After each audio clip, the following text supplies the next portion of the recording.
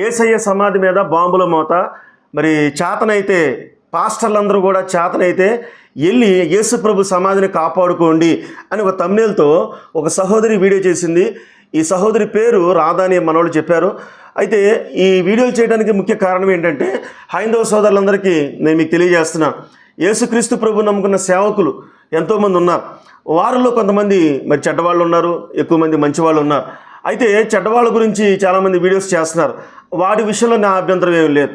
కానీ యేసుక్రీస్తు ప్రభు వారి మీద వీడియోలు చేస్తే మాత్రం మరి ఆ దైవత్వం గురించి నేను తెలియజేయాలి. కాబట్టి మీ అందరికీ ఆ దైవత్వం గొప్పతనం తెలియజేయడానికి వచ్చాను. మరి నేనెవరు అంటే, కొత్తగా ఫస్ట్ టైం వీడియో చూసేవాళ్ళకైతే మీకు తెలుస్తుంది, తెలియదు కాబట్టి చెప్తున్నాను. నా పేరు పాస్టర్ కృష్ణం నాయుడు అలియాస్ కిరణ్ పాల్. మరి 3 తరాల రౌడీయిజం అని అంతకుముందు వీడియోస్లో తెలియజేశాను. అంతకుముందు ఆయుధాలు కత్తులని కారులో పెట్టి తిరిగేవాళ్ళం. ఇప్పుడు యేసుక్రీస్తు ప్రభు బైబిల్ పట్టుకుని తిరుగుతున్నాం. ఆ గొప్ప దైవత్వం, యేసుక్రీస్తు ప్రభు నాకు అనుగ్రహించిన మనశ్శాంతి, పాప క్షమాపణ, రాబోతున్న తీర్పు నుంచి నన్ను తప్పించిన విధానాన్ని అనేకమైన ప్రజలకు తెలియజేస్తా.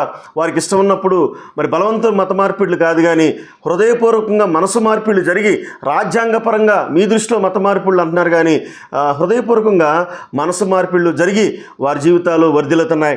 కాబట్టి నేను యేసు ప్రభు గురించి వ్యతిరేకంగా మాట్లాడి, ఆ దైవత్వం గురించి వ్యతిరేకంగా మాట్లాడే వాళ్ళందరికీ నేను కొన్ని విషయాలు తెలియజేయడానికి ఇష్టపడుతున్నాను.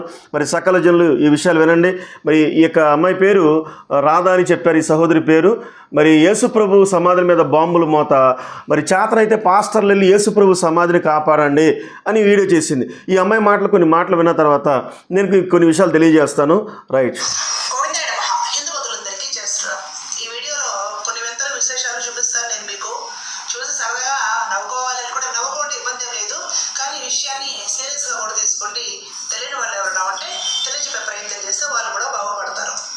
వస్తారు. అమెరికా మాజీ అధ్యక్షుడు జో బైడెన్ ప్రోస్టేట్ క్యాన్సర్ వ్యాధితో బాధపడుతున్నాడట. ఆ విషయాన్ని పోయిన ఆదివారం ఆ మాజీ అధ్యక్షుడి కార్యాలయం నుండి ధృవీకరిస్తూ ప్రపంచానికి తెలియజెప్పారు. ఆ తర్వాత ఈ దేశ అధ్యక్షుడు, ప్రధానమంత్రులు, మన భారత ప్రధాని శ్రీమాన్ మోడీ గారితో సహా అందరూ ఈ జో బైడెన్ గారు తొందరగా కోరుకోవాలి అంటూ అందరూ ప్రగాఢ సానుభూతి తెలియజేస్తూ పోస్టులు పెట్టడం జరిగింది. పాపం జో బైడెన్ గారికి తెలిసినట్లేదు. కాస్ట్లీ హాస్పిటల్లో అమెరికాలో చికిత్స తీసుకున్నాడు ప్రోస్టేట్ క్యాన్సర్ కి. ఇక్కడ మన ఉభయ తెలుగు రాష్ట్రాల్లో ఉన్న పవర్ఫుల్ పాస్టర్లు, ఎవరో పవర్ఫుల్ పాస్టర్లు తల మీద ఖర్చీఫ్లు వేసి, ప్రేయర్ ఆయిల్ రాసి, ప్రేయర్ వాటర్ చల్లి, టచ్ మంటలు, టచ్ మంటలు, టచ్ మంటలు అనుకుంటూ స్టేజ్ మీద యాక్షన్లు చేస్తూనే చచ్చిపోయిన వాళ్ళని కూడా లేని కూర్చోబెడతారు. కరోనా కూడా ప్రపంచంలో లేకుండా నెట్టేస్తారు. ఎయిడ్స్ వచ్చిన వాళ్ళని కూడా. సరే, ఈ విషయాల తర్వాత మాట్లాడదాం. మరి అమ్మాయి సహోదరి, మరి హైందవ సహోదరి రాధా అనే అమ్మాయి తెలియజేస్తుంది ఏంటంటే, అమెరికా అధ్యక్షుడు అంటే మాజీ అధ్యక్షుడు మరి జో బైడెన్కి ప్రోస్టేట్ ప్రాబ్లం ఉంది. దేహంలో ప్రోస్టేట్ ప్రాబ్లం అంటే మనం యూరిన్ పోసుకుంటాం కదా, ఆ యూరిన్ పోసుకునే ప్లేస్లో ఒక భయంకరమైన క్యాన్సర్ వచ్చింది. ఈ క్యాన్సర్ వచ్చిందని అతనే మరి తెలియజేశాడు. అనేక దేశ అధ్యక్షులు ఆయన కోలుకోవాలని వారు కూడా మరి తెలియజేశారు. వాళ్ళందరూ కూడా కోరుకున్నారు. అయితే ఈ సహోదరి చెప్పేది ఏంటంటే, ఆ జో బైడెన్కి మరి యూరిన్ పోసుకునే ఆ ప్లేస్, ప్రోస్టేట్ అంటే ఇంగ్లీష్లో అంటారు, తెలుగులో అంగం అంటారు. మరి ఆ ప్లేస్ను మరి స్వస్థత కోసం మరి అమెరికా కాదు కానీ అమెరికాలో ఆయన హాస్పిటల్ ఉన్నాడు. మరి ఆంధ్రాలో చాలామంది టచ్ పాస్టర్లు ఉన్నారు కదా అని వ్యంగ్యంగా మాట్లాడుతుంది. కానీ సహజంగా ఇది లేడీస్ మాట్లాడాల్సిన విషయం కాదు. సరే, ఈ హైందవ సోదరు మాట్లాడింది. సరే, ఏదేమైనప్పుడు కూడా ఈ సోదరికి అభ్యంతరం ఏంటంటే, క్రిస్టియానిటీలో పాస్టర్లు కచ్చిపులు అమ్ముకుంటున్నారు కొంతమంది. దానికి నేను వ్యతిరేకమే. బైబిల్ గ్రంథం ప్రకారంగా చెప్తున్నాను. ఎంత గొప్ప సేవకులైనా కూడా మరి యేసుక్రీస్తు ప్రభువారి విషయంలో వ్యాపారాలు చేయడానికి వీల్లేదు.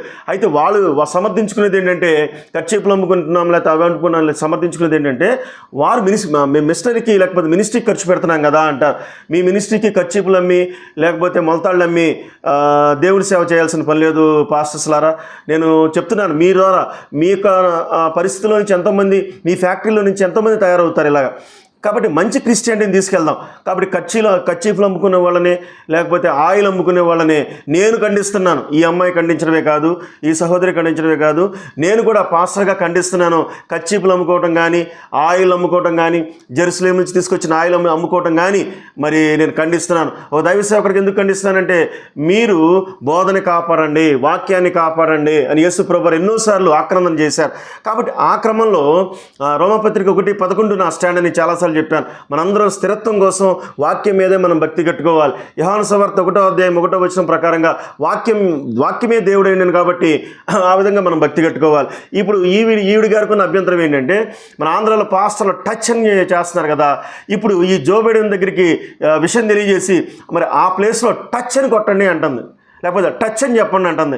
మరి వీడియో ముందు ఏమంటుంది, మీరు నవ్వుకోండి కానీ సీరియస్గా తీసుకుని అంటుంది. నిజంగా క్రిస్టియానిటీ అపహాసపాలవుతుంది. రోమపత్రికలో మిమ్మల్ని బట్టి నా నామము దూషించబడుతుంది. హైందవ సోదరులందరికీ నేను తెలియజేసేది ఏంటంటే, ఇవి చెప్పిన మాటలో కొన్ని వాస్తవాలు ఉన్నాయి, కానీ వాస్తవాలు లేని కూడా నేను మీకు తెలియజేస్తాను. అయితే నేనేమంటానంటే, హైందవ సోదరులందరినీ ప్రేమించి ఈ వీడియో చేస్తున్నాను, క్రైస్తవులందరినీ స్థిరత్వం కోసం ఈ వీడియో చేస్తున్నాను. అయితే కచ్చీపులు అమ్ముకోవటం, మరి ఆయిల్ బాటిల్స్ అమ్ముకోవటం యేసు ప్రభు విషయంలో నిషేధము, లేకపోతే అది వ్యాపారమే అని నేను డిక్లేర్ చేసి మాట్లాడుతున్నాను. కానీ ఈ అమ్మాయి చెప్పేది ఏంటంటే, జో బైడెన్ దగ్గరికి వెళ్ళి ఆ ప్లేస్లో టచ్ అని కొట్టాలంట. నిజంగానే మన ఆంధ్రాలో ఈ అమ్మాయి చెప్పినట్లుగానే నాకు కూడా కొన్నిసార్లు అనిపించింది. ఏంటంటే, మరి బైబిల్లో స్వస్థతలు లేవా అంటే, స్వస్థతలు ఉన్నాయా లేవా అంటే ఖచ్చితంగా స్వస్థతలు ఉన్నాయి. ఏంటి ఆ స్వస్థతలు అనే విషయాన్ని మనం చూస్తున్నప్పుడు మత్తయి సువార్త 4వ అధ్యాయంలో, మీరందరూ చివరి వరకు వీడియో చూడండి, చాలా అద్భుతమైన విషయాలు మీకు తెలియజేయబడతాయి. మత్తయి సువార్త 4వ అధ్యాయంలో 23వ వచనంలో, యేసు వారి సమాధి మందిరంలో బోధించుచు దేవుని రాజ్యం గురించి సువార్త ప్రకటించుచు ప్రజల్లోని ప్రతి వ్యాధిని ప్రతి రోగమును స్వస్థపరచుచు గలిలయ అంతటా సంచరించెను. 24వ వచనం, ఆయన కీర్తి సిరియా దేశమంతటా వ్యాపించెను. నానా విధములైన రోగముల చేతను వేదనల చేతను పీడించబడిన వ్యాధిగ్రస్తులందరినీ, దయ్యము పట్టిన వారిని, చాంద్ర రోగులను, పక్షవాయువు గల వారిని వారు ఆయన యొద్దకు తీసుకురాగా ఆయన వారిని స్వస్థపరిచెను. కాబట్టి దేవుడి దగ్గర స్వస్థత ఉంది. ఈ విషయంలో బైబిల్ చెప్పిందని నేను ఎలా నమ్మాలి?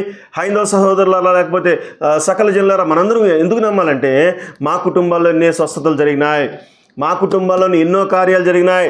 నా తల్లి గర్భసంచి స్వస్థపరిచాడు దేవుడు. అంటే హాస్పిటల్స్కి వెళ్ళొద్దంటే హాస్పిటల్స్కి వెళ్ళాలి. కానీ ఇక్కడ చాలామందికి వచ్చే ప్రశ్న ఏంటంటే, పాస్టర్లు అందరూ హాస్పిటల్కి వెళ్తున్నారు, విశ్వాసాలు ఏంటి ఇలా జరుగుతుందని.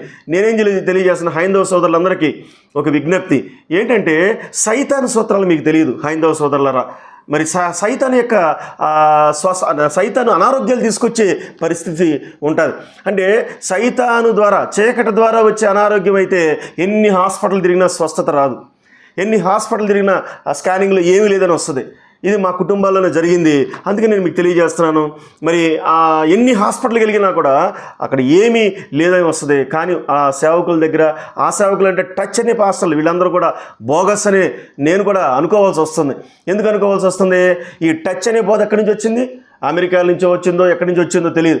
కానీ వాళ్ళు మనస్ఫూర్తిగా మరి దైవ సేవకులకు అభిషేకం ఉంటుంది, స్వస్థలు వస్తాయి. దైవ సేవకుడు గొప్పవాడు కాదు, గాడిద లాంటి వాడు. ప్రపంచంలో ప్రతి దైవ సేవకుడు ఒక గాడిద లాంటి వాడు. ఈ గాడిద మీద యేసుప్రభువు ఉంటే స్వస్థలు వస్తాయి. అయితే నేను మీకేం తెలియజేస్తాను, స్వస్థతలు ఉన్నాయి. యేసుప్రభువు స్వస్థపరిచారు, మన కుటుంబాల్లో కూడా ఉంటాయి. అలానే హాస్పిటల్కి వెళ్ళొద్దంటే వెళ్ళండి. హాస్పిటల్స్ వలన కానీ రోగాలు ఖచ్చితంగా చీకటి వలన వచ్చినాయి. అది అభిషేకం ద్వారానే స్వస్థలు వస్తాయి. అలాగా మిరాకిల్స్ జరుగుతాయి. రాధా అనే అమ్మాయికి నేను తెలియజేస్తానంటే, అమ్మ స్వస్థతలు ఉన్నాయి. ఒకప్పుడు నేను మా జీవితంలో ఘోరమైన నా తల్లి గర్భసంచిని ముట్టాడు దేవుడు. హాస్పిటల్ తిరిగినా తగ్గల. మేము మరి నాయుడు సామాజిక వర్గం నుంచి కన్వర్ట్ అయ్యాం. యేసుప్రభుని అంతకుముందు దూషించాం. యేసుప్రభువారిని అంతకుముందు మేము దూషించాం. యేసుప్రభువారిని మాలవాళ్ళ దేవుడు, మాదిగోళ్ళ దేవుడు అని పెద్దవాళ్ళు చెప్పిన మాటలు మేము భుజానేసుకున్నాం. ఆర్యులు చెప్పిన మాటలు భుజానేసుకుని ఎంత అపచారం మూట కట్టుకున్నాం. మనుషులందరూ సమానంగా మేము చూడలేకపోయాం. దయచేసి యేసయ్య దగ్గర స్వస్థ ఉందని ఈ మాట తెలియజేస్తున్నాం. అయితే ఈ అమ్మాయి చెప్పే ఎగతాళిగా మాట్లాడుతుంది, నవ్వుకుండా అని చెప్తుంది. ఈ అమ్మాయి ఇంకొన్ని విషయాలు చెప్పింది. ఆ విషయాలు నేను రెమెడీ చెప్తాను. రైట్,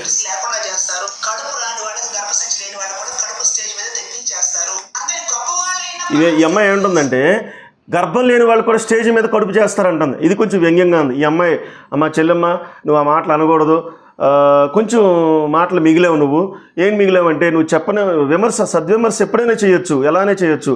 స్టేజ్ మీదే పాస్టర్లు గర్భవతి చేస్తారు, కడుపులు చేస్తారు మాటలు మీరు మాట్లాడుతున్నారు. అది హైందవ సోదరులందరూ కూడా మరి మీరు వినండి. ఇలాంటి విషయాలు మనం ఎంకరేజ్ చేయకూడదు. చాలామంది హైందవుల్లో డేరాబాబా లాంటి వాళ్ళు ఉంటారు, నిత్యానంద లాంటి వాళ్ళు ఉంటారు. క్రిస్టియానిటీలో కూడా పాస్టర్లు దొంగలు ఉన్నారు.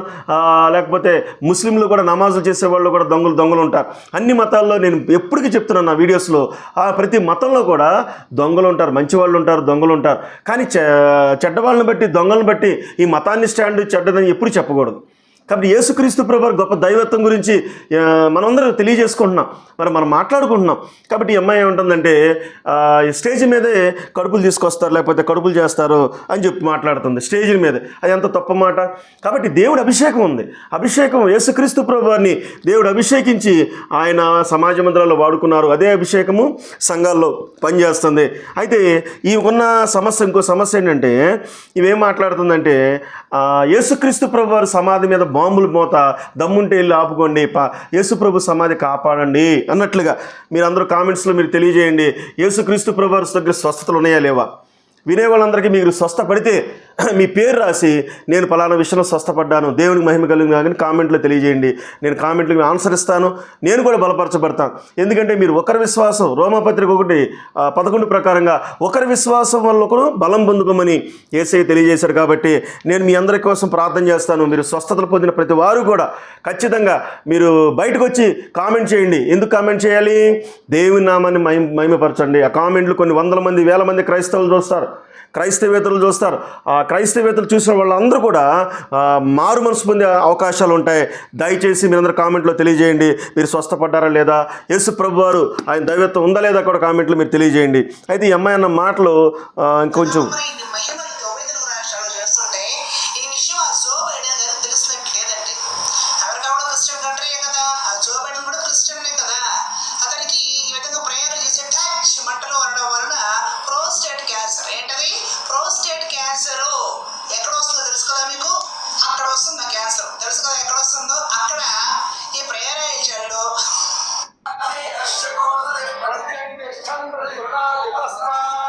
కాబట్టి ఈ అమ్మాయి చెప్పేది ఏంటంటే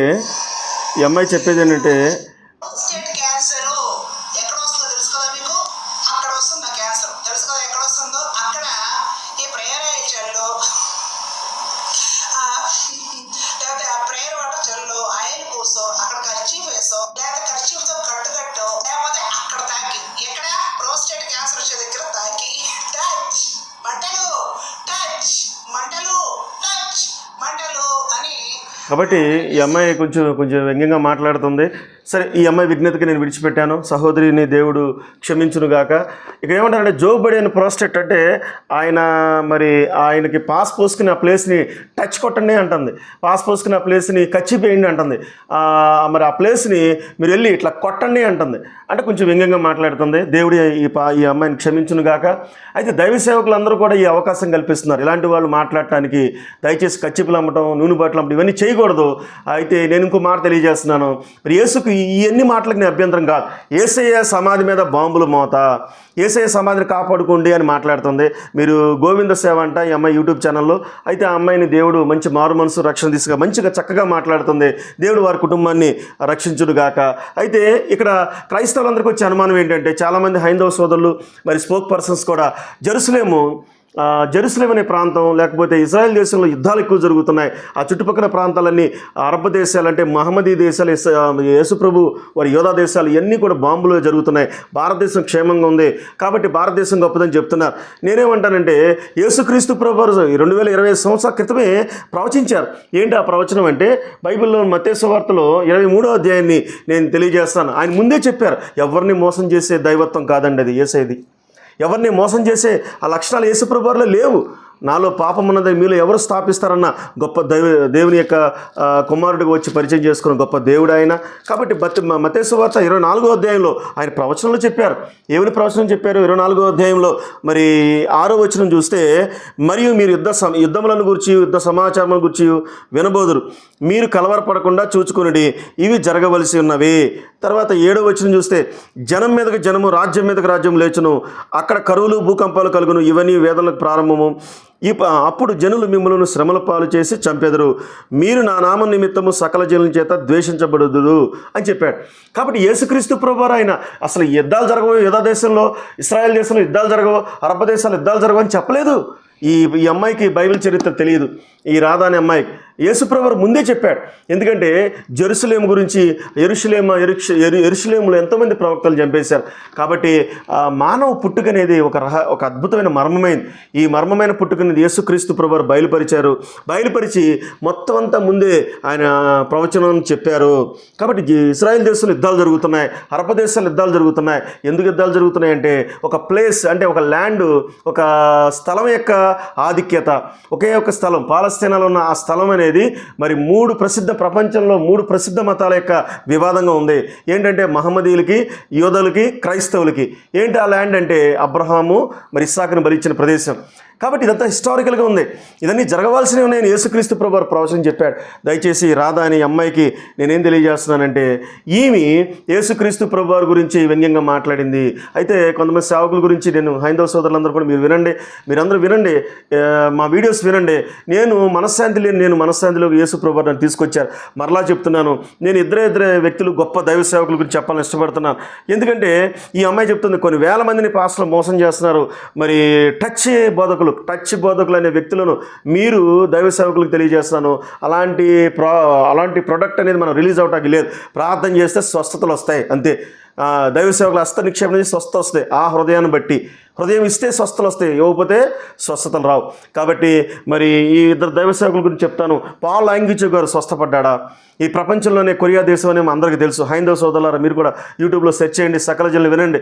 ఆయన క్యాన్సర్తో, భయంకరమైన బ్లడ్ క్యాన్సర్తో మరి స్వస్థపడ్డాడు. ఆయన బుద్ధిస్ట్ ఒకప్పుడు, మరి బుద్ధుడిని బాగా గౌరవించేవాడు, బుద్ధుని బాగా ఆరాధించేవాడు. ఆయన్ని మరి మరణ పడకల మీద ఉన్నప్పుడు ఆయన్ని ఒక చిన్న పిల్లలు సువార్త ప్రకటిస్తే స్వస్థపడ్డాడు. ఈరోజు ప్రపంచంలో మరి అన్నిటికంటే పెద్ద టెంపుల్ యేసుప్రభువారి టెంపుల్ కొరియా దేశంలో కట్టబడింది. దయచేసి యూట్యూబ్లో సెర్చ్ చేసుకోండి. సెకండ్ వన్ వచ్చి దినకరనే దైవ సేవకుడు చెన్నై పట్టణంలో ఆయన చనిపోయినప్పుడు పెద్ద దేశం అంతా అధ్యక్షులందరూ అక్కడికి వెళ్ళారు. అంత గొప్ప దైవ సేవకుడు. ఆయన కూడా కిడ్నీలు 2 ఫెయిల్ అయిపోతే ఆయన స్వస్థ వచ్చింది. కొన్నిసార్లు తన కూతురు కూడా తన ఒళ్ళో చనిపోయినప్పటికీ ఆయన ప్రపంచం అంతా సువార్త ప్రకటన. కాబట్టి పుట్టుక మరణం అనేది దేవుడి చేతుల్లో ఉంటాయి. దైవ సేవకుల కుటుంబాల్లో చనిపోరంటే ఎందుకు చనిపోరు? దేవుడు అనుమతిస్తాడు. దైవ సేవకులకు అనారోగ్యాలు రావా? ఎందుకు రావు? ప్రతి దైవ సేవకుడి బైబిల్లో పౌలు గారికి, తిమోతికి అనారోగ్యాలు ఉన్నాయి. ఎందుకు? దేవుడు అనుమతించాడు. అనుమతిస్తే అనారోగ్యాల్లో ప్రార్థన చేసుకుంటూ అనేకమైన రోగాలతో ఉన్న వాళ్ళకి స్వస్థ దైవ సేవకులు ఇస్తున్నారు అపోస్తులు. కాబట్టి ఈ వీడియో చూస్తున్న వీక్షకులందరికీ కూడా ఈ అమ్మాయి రాధా అనే అమ్మాయి ఆమె అనేకమైన వ్యంగ్యమైన మాట్లాడుతుంది. ఎందుకంటే స్వస్థతల గురించి మీరు కామెంట్లో తెలియజేయండి. స్వస్థతలు ఉన్నాయి, నేను స్వస్థపడ్డాను, నా తల్లి స్వస్థపడింది. తర్వాత నాకు కొన్ని పరిస్థితులను బట్టి సేవలో మాకు దేవుడు అనేకమైన అనారోగ్యాలు అనుమతిస్తాడు. అనుమతించినప్పుడు మా జీవితం ఏంటి? మా జీవితం ఏ పాటిది అన్నట్లుగా మేము కన్నీటితో ప్రార్థన చేసుకుంటాం. ఈ లోకమంతా మాయలోకము, ఓసరవెల్లి లోకం. కాబట్టి యేసుప్రభు రాజ్యం కొరకు మేము అందరం ఎదురు చూస్తున్నాం. హైందవ సోదరులు సకల జనులకు నేను తెలియజేసే సువార్త ఏంటంటే యేసుప్రభు వారు సజీవుడైన దేవుడు, ఆయన గొప్ప దేవుడు అని తెలియజేస్తున్నాను. మనశ్శాంతి లేని మాకు మనశ్శాంతిని ఇచ్చాడు. రౌడీజంతో ఉన్న మాకు చక్కటి సాధుతత్వం ఇచ్చాడు. దయచేసి మీరు ఎవరైనా సరే నాకు ఫోన్ చేసి మాట్లాడచ్చు. మరి అనేకమైన వందల వేల సభల్లో దేవుడు నన్ను వాడుకుంటున్నాడు. అనేకమైన గొప్ప కార్యాలు జరుగుతున్నాయి. కాబట్టి నేను ఒక గాడిద లాంటి వాడిని. యేసుప్రభు వారు గొప్ప దేవుడు, ఆయన దగ్గర స్వస్థత ఉంది. కానీ టచ్ బోధకులు మాత్రం దయచేసి మీరందరూ కూడా అవాయిడ్ చేయండి. యేసుప్రభు వారు కన్నీటితో ప్రార్థన చేసుకుంటే మీ దగ్గరికి వస్తాడు. లేకపోతే ఒక చిన్న సేవకుడి ద్వారా ఏదో నేను ఇట్లా వాక్యం చెప్తున్నాను కాబట్టి ఈ కృష్ణనాయుడు దగ్గర గొప్ప శక్తి ఉందని అనుకోవద్దు. నేను సామాన్యుడినే. మీరు కన్నీటితో ప్రార్థన చేస్తే దేవుని పరిశుద్ధాత్మ వచ్చి స్వస్థపరచవచ్చు. అలాని సేవకులు విభేదించడం కాదు, అది క్రమమై ఉంది. కాబట్టి దైవ సేవకుల వ్యవస్థ చాలా గొప్పది. మహానుభావులు ఉన్నారు. అలాంటి మంచి దైవ సేవకుల వ్యవస్థ ఇంకా రానున్న జనరేషన్స్లో రావాలని నేను మనస్ఫూర్తిగా కోరుకుంటూ, స్వస్థతలు ఉన్నాయి, అభిషేకం ఉంది, యేసుప్రభు దైవత్వం గొప్పగా ఉంది. ప్రపంచంలో ఉన్న అన్ని దేశాల్లో 150 దేశాలు క్రైస్తవ దేశాలు అయిపోయినాయి. ఈ రాధా అనే అమ్మాయికి చరిత్ర తెలియదు కాబట్టి మీ అందరికీ తెలియజేస్తున్నాను. మీరు కూడా యేసుప్రభుని ఫాలో అవ్వండి. మీ కుటుంబాలకి రక్షణలోకి తీసుకురండి. రాబోతున్న ఆ యొక్క ప్రళయం నుంచి మనందరి కుటుంబాలను కాపాడుకుందాం. దేవుడి మాటలు దీవించబడును గాక. ఆమెన్. God bless you. దేవుడు మిమ్మల్ని దీవించును గాక.